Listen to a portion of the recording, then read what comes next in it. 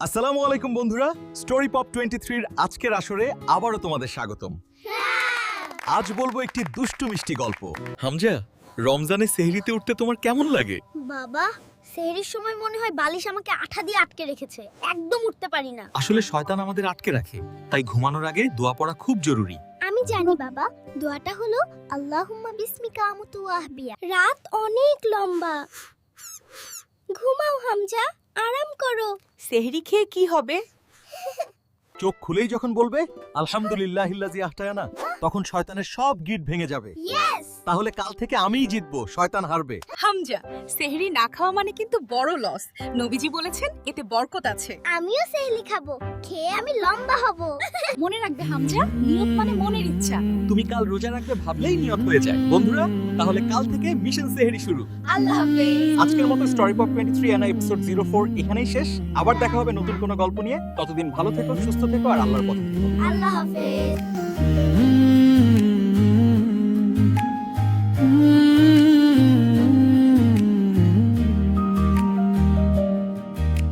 ছোট্ট দুটি ঠোঁটে এসো দোয়া শিখি, আল্লাহর কাছে চাই যা কিছু বাকি, তিনি তো শুনেন মনের যত আশা, দোয়া হলো তার প্রতি ভালোবাসা। ছোট্ট দুটি ঠোঁটে এসো দোয়া শিখি, আল্লাহর কাছে চাই যা কিছু বাকি, তিনি তো শুনেন মনের যত আশা, দোয়া হলো তার প্রতি ভালোবাসা। ও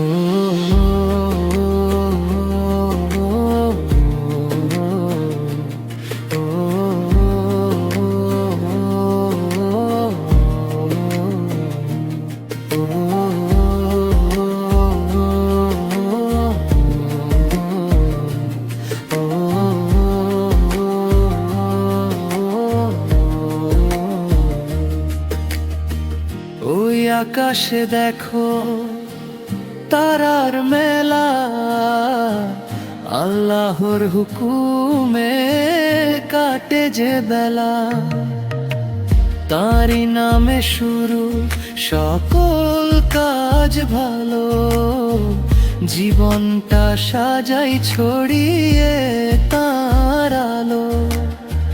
হাত দুটি তুলে যখন চাই কিছু, রহমান শোনেন ডাকেন পিছু পিছু।